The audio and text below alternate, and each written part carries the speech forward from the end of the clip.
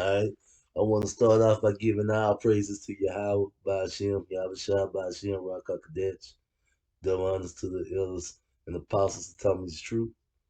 And giving our praises and glory and honor to the Holy Spirit, which is revealing our things in these last days.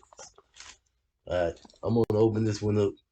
It's a rack, the 12th chapter, 10th verse. All right.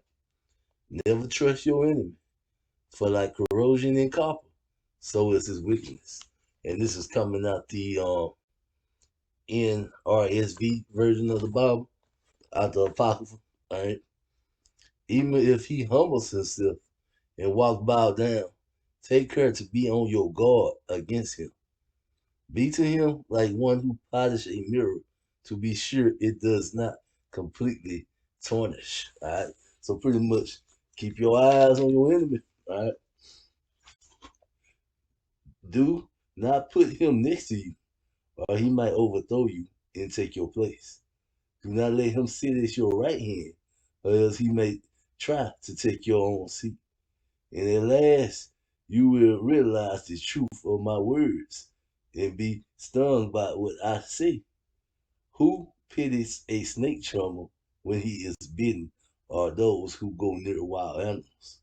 So no one pities a person who associates with a sinner and becomes involved in the other sins. He stands by you for a while, but if you falter, he will not be there. An enemy speaks sweetly with his lips, but in his heart he plans to throw you into a pit. An enemy might may have tears in his eyes, but if he find an opportunity, he will never have enough of your blood. If evil comes upon you, you will find him there ahead of you, pretending to help. He will tip you. He would trip you up. Then he would shake his head and clap his hands and whistle much and show his true face. All right. So why would it benefit the Edomites to tell us that the dark moon was the new moon? I mean, who benefits from it? How is that such a helpful thing? All right. Now, let me go over here first, I guess. Apostle Gabar did a reaction to my video, and I'm just gonna play a little bit of it. The true reason, because it's not the truth. The new moon is not the full moon. The new moon happens on the first day of the month. The full moon happens on the... Who told you that? You see, one of the things when you put out that old man, you got to put out for everything. All right. Now, I learned a lot of this truth from Apostle Gabar, even though he had never met me, probably never heard of me. I used to sit in my backyard and listen to his videos for hours upon hours at a time, like watching like 10, 15 videos in a row when I first came into the truth. So this is definitely one of the men that I learned a lot from. But one of the things that hinders brothers is when you think that you learned it out, because we can never learn it out. This whole truth, this whole process is about us continuing to grow and grow in this thing. All right, and this one is a strange one. And to be honest, it's only one because when you hear something so long or you do something wrong for so long, it's very hard to accept that you're not doing it the right way. All right, and that's all this is coming down to, because the fact that the full moon is the new moon is actually a quite simple breakdown in the scriptures. And that's probably one of the reasons Nate got on so fast. It's actually super simple and super easy to get. But because Esau has been tricking us, you know, people want to bump their heads and fight against it. But let's listen to what he said. I got to say. The 14th day at evening of the month. And by the way, the word month means moon. Tells you that in the Apocrypha. Okay? So there's a big difference between the new moon and the full moon. Now, any person with common sense could see that. But we're learning something among these Israelites out there. A lot of them don't have no common sense. Okay? A lot of them, the elevator don't go to the freaking top. Okay? and out to lunch most of the time. Anyway, so I asked a question to this guy because this guy said that, let's read that again. I want to know what the true reason the leadership not teaching that the full moon is the new moon when the solar eclipse at the passing of Yahushua proves that. How does the solar eclipse proves that this is what I asked him. How does a solar eclipse event prove the new moon is a full moon? Now we know that, yes, the scriptures does tell us that the sun at high noon when Yahushua was placed on that cross, and for 3 hours there was complete darkness. So indeed, that had to be a All right. solar eclipse. I'll buy that. There was 3 hours of darkness. Now, this shows that the apostle doesn't understand how the moon works, even though he's doing a video on the moon. All right. Now, which is understandable. Often I think about it, everyone's not math and science, not their strong point. All right. Let me just show you how the how a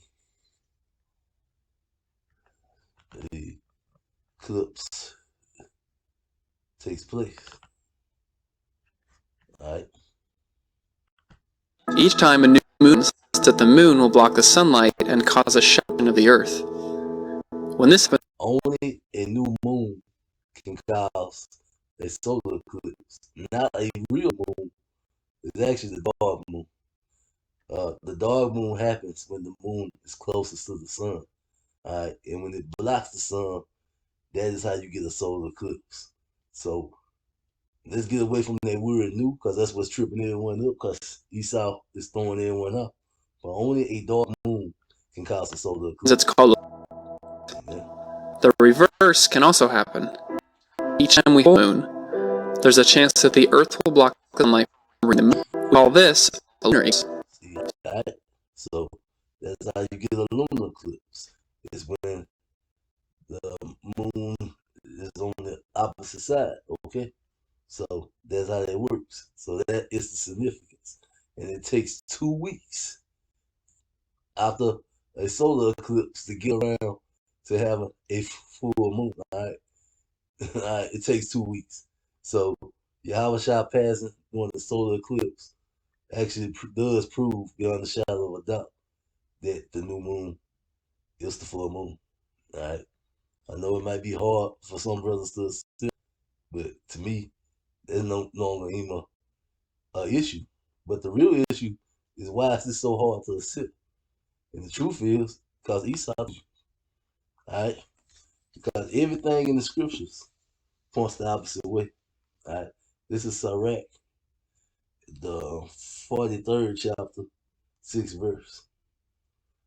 He made the moon also to serve in her season for a decoration of times and a signs of the word.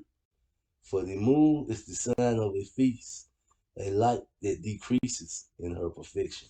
So the scriptures tells us that the moon starts out fully lit in Sirach, the 43rd chapter, and it decreases. The month is called after her name, exceedingly wonderful in her changing, being an instrument of the armies above, shining in the firmaments of heaven. So the moon is a light that decreases in its perfection. And we go over to Genesis, the first chapter. And God said, the 14th verse, Genesis, first chapter 14. And God said, let there be a light in the firmament of the heavens to divide the day from the night, and let them be for signs and for seasons and for days and for years. And that's going into the sun and the moon. And let them be for lights in the firmament of the heavens to give light upon the earth. And it was so.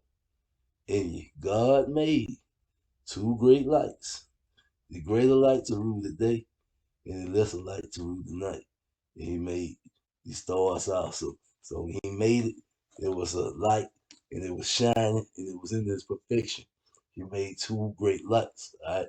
So the full moon is definitely the new moon. All right. Now, While Yahushua was on that cross, okay, he was placed on the cross about, I think, about the 6th hour till the 9th hour. And it was around the 9th hour when he let out that cry. amen. All right, so We know that Oh Apostle yes, I Gabar am. I'm reading it wrong. don't truly Okay, I'm understand reading how it the wrong. moon My works. my Now, let's get over to where on the 14th day of the month. That's what the Bible tells us. So the brother from he Tanzania, just did a lot of and rambling. eventually, Didn't bring yes, out no they did facts. run But away. Peter. he went into this article, right? Okay, Peter. And I wouldn't been skimming through reading this article, but I also wanted to read some of what's before it, what's after it, not just this part. And he really, tell you the truth, he didn't even reiterate how deeply this article was really trying to say that the how the moon was shining or whatever. And it's a possibility because the dark moon wouldn't have been shining till after the death of Yahweh. So, it would have been a little moonlight shining. It would have, wouldn't have been up high. But but the thing is, um, this is an article not taken from scripture, but written by your enemies. All right, and it does go on and on about a moon, full moon, and all that, but it has nothing to do with scriptures. And the reason they go to this because there's no biblical evidence to back up what they're saying. And when I was at the previous chapter, okay, my bad, I was forward right then. All right, so I read forward one chapter, but when I was reading through the previous chapter where it was going into the Last Supper, this article gives you a picture of the Lord and the disciples. Is also true. You know what I'm saying? This is we in the time of trusting Esau. Um, these are supposed to be our disciples right here. All right. So I wonder, Possible Boy. I mean, this is your article. Is this on point too? And the correct answer is, of course not. But just showing, you know, who are you going to trust? Are you going to trust Esau, or are you going to trust what you are reading in these scriptures? All right, and that is really how it's starting to come down to. All right, because right now, I think it's been proven beyond proof that beyond the shadow of a doubt that Esau has been lying about this move. And then what verse? Let's see if I can find it right quick. All right. Psalms the 81 chapter, third verse. I'm not gonna go all the way into it on the blue level, but this is the only time. Well, not in this Bible. It's the King James version. Full moon doesn't appear in the King James version of the Bible at all. But it says, blow up the trumpet in the new moon and the time appointed on our solemn feast days. And we know this is most correct. And the word for a time appointed, they try to say that word means full moon. And you can tell that the definition was changed because if you go into the root word that word came from, uh, it means to hide or to conceal. So how the root word gonna mean to hide and conceal, but the word now means in its fullness. All right. So they just told you that they changed Psalms, the 81st verse in a lot of Bibles to add full moon in when it's not even supposed to be there, period. All right. So why would they do this? You got this article telling you lies. You got that little misstep. And the reason why is because it is power in Israel coming back. And everyone getting on track and celebrating our high holy days at the same time. All right. There's power in us knowing when the true start of the month is. All right. And these men don't want us to know that. All right. Esau don't want us to know that. All right. And that's why they came up with all kinds of lies and false doctrines. Every bit of biblical evidence in the scriptures point to the full moon being the new moon. You got to go outside the Bible to get anything else. All right. This is Isaiah 66, 23rd verse. And it came to pass that from one new moon to another, and from one Sabbath to another, should all flesh come to worship before me, said the Lord. So one of the things that it's going to take for us to all really come together is truly understanding when your high holy days are, when the start of a month is, something as simple as that, and just coming into the fullest of what the Most High has been showing us. All right. And like I said, if you're gonna stand on the rest of the article, then I'm guessing you're standing on white man Jesus too, right here. All right. I mean, how you gonna stand on the rest of it if you ain't standing on all of it? Now, like I said, he just rumbled on it. Didn't know nothing come out edifying or actually backing up what he's saying in this whole 25-minute video. Pastor Tahar went on live, did a live stream, and pretty much was saying the same thing that Esau say this, and he couldn't come up with no biblical evidence to back up what he was saying. All right, so at this point, the apostles are just stuck and just rambling because they just don't want to accept what the Lord has already showed them. All right, and yes, the full moon is definitely the biblical new moon.